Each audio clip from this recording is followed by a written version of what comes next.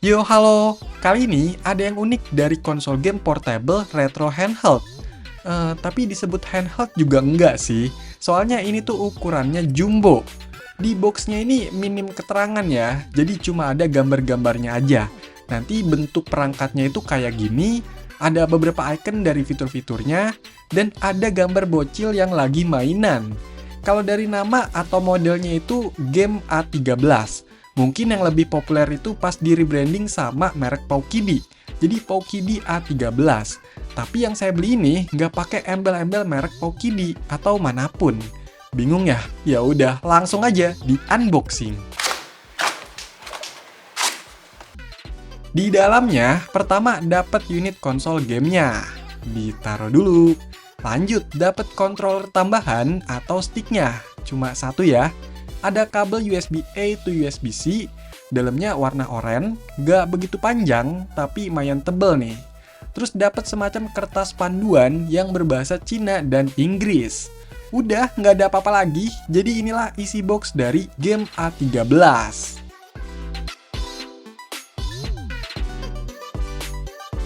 Lanjut, cek unitnya. Beneran gede banget cuy.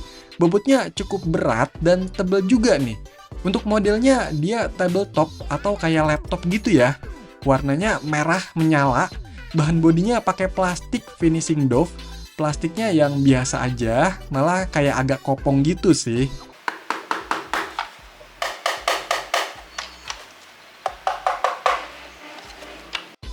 Untuk di bagian atas ini polos aja ya. Di sisi depannya ini kosong, sedangkan di sisi kiri dan kanannya ada lubang ventilasi. Untuk sisi belakangnya, ini lumayan rame. Ada tombol power, lampu indikator, lubang USB-C, slot micro SD yang udah dikasih nih dari bawaannya. Berkapasitas 64 GB, nggak ada mereknya ya. Terus ada lubang jack audio, 2 lubang USB-A, dan HDMI. Oh iya, di sini juga ada engselnya, plastik, yang modelnya tuh di tengah kayak gini. Untuk bagian bawahnya, di sini ada kaki-kakinya dan keterangan video player dengan power 5 volt 1 ampere. Kecil ya buat perangkat sebongsor ini. Lanjut, gimana untuk bagian dalamnya? Coba dibuka. Nah, jadi beginilah penampakannya.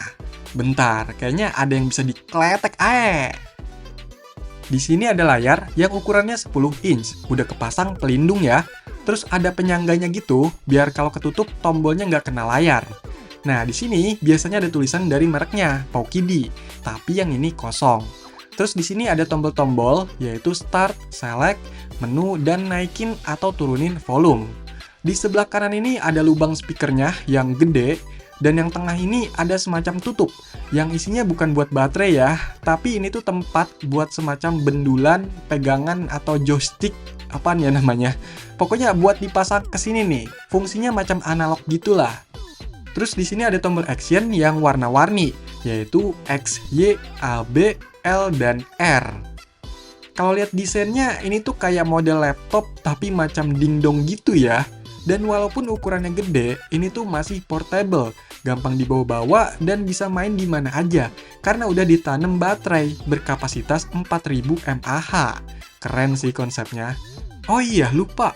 Game A13 ini saya beli lewat shopping dengan harga sekitar 800 ribuan. Tapi seperti yang saya bilang di awal, ini yang nggak pakai embel-embel merek ya. Oke, coba dinyalain, semoga bisa nyala.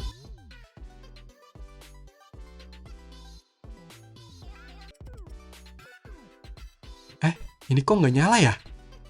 Pencetnya sekali kan ya?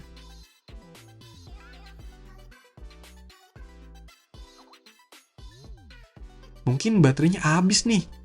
Coba dicas dulu deh. Berlama-lama kemudian.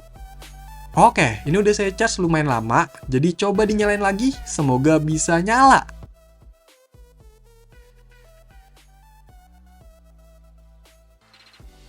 Yes, nyala!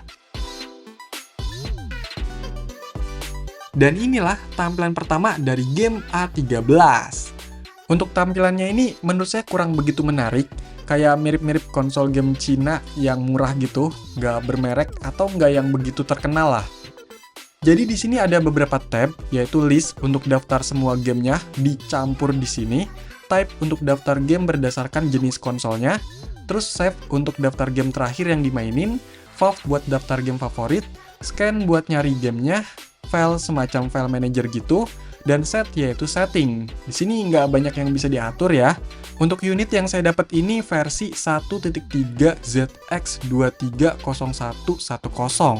Kalau nggak salah ini untuk yang versi mesin baru yang dijual di pasaran. Nah, untuk daftar gamenya ini udah dikasih banyak banget dari bawaannya, tapi yang paling banyak itu di konsol Famicom atau NES, ada 1131, dan yang paling dikit FB Alpha, cuma 10. Tapi tenang, masih bisa diganti atau ditambah sendiri gamenya, karena file-filenya itu ada di microSD, tinggal masukin aja lewat PC. Dan saya saranin kalau punya ini, isi file microSD bawaannya itu di backup aja, soalnya agak risih kualitasnya. Oke, karena udah ada gamenya, langsung aja gas main game.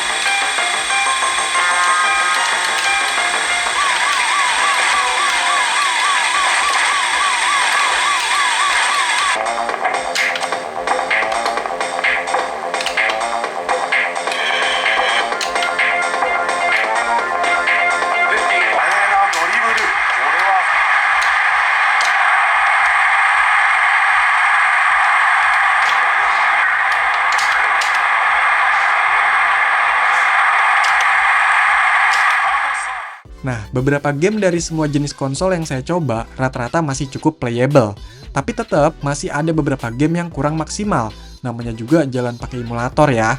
Contohnya aja pas main Metal Slug 4 di Neo Geo dan beberapa game 3D di PS1. Itu cuma kerasa frame drop-nya di beberapa kondisi aja sih. Selebihnya oke dan masih kerasa seru kok. Apalagi bisa multiplayer nih, bisa pakai stick USB yang berkabel atau wireless yang ada USB dongle-nya.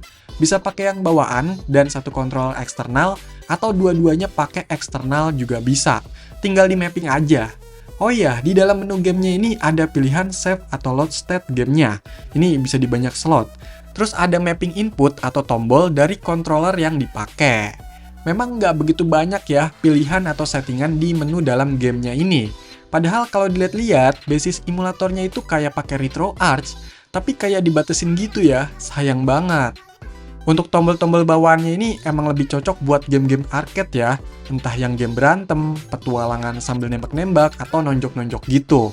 Kalau untuk main game PS1, ini ada yang kurang ya tombolnya, karena nggak ada L2, R2, jadi wajib pakai controller tambahan atau eksternal. Untuk tombol bawaannya ini yang action modelnya lebih ke membran, tapi lumayan berisik dan kurang solid gitu. Sedangkan tombol yang ada di atas ini modelnya clicky. Dan untuk joysticknya ini juga clicky, jadi bener-bener ribut sih pas main.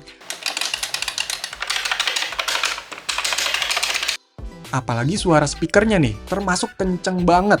Dan kualitasnya cukup oke lah, kerasa bassnya, nggak yang cempreng banget. Cuma agak kerasa getar aja nih bodinya.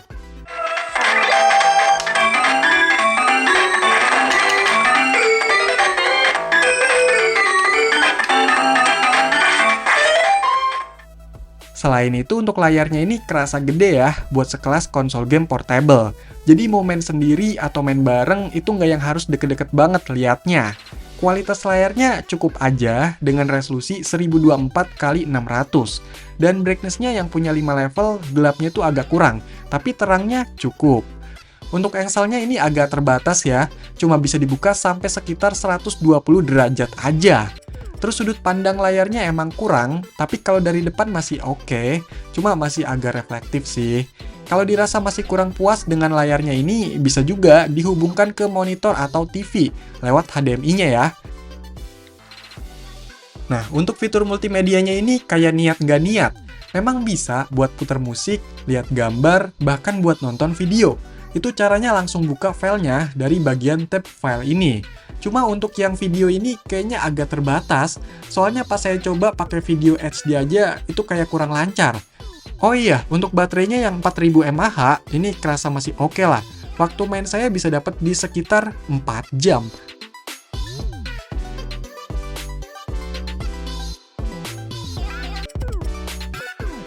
Game A13 ini menurut saya masih menarik ya. Dia modelnya macam dingdong, tapi agak kecil dan bisa dilipat kayak laptop. Terus bisa main di mana aja, masih bisa dibawa-bawa karena portable dan nggak perlu colok listrik segala. Ditambah layar yang gede kayak gini dan bisa multiplayer, ini enak ya buat mabar. Bisa lah iseng-iseng main di tongkrongan atau warkop gitu. Memang masih ada aja nih keterbatasannya, misalnya dari build quality, fitur sistemnya, dan performanya. Tapi untuk harganya, ya saya rasa masih cukup oke kok segini. Oke, jadi itulah konsol game retro portable yang jumbo, mirip dingdong tapi versi lipat, yaitu game A13.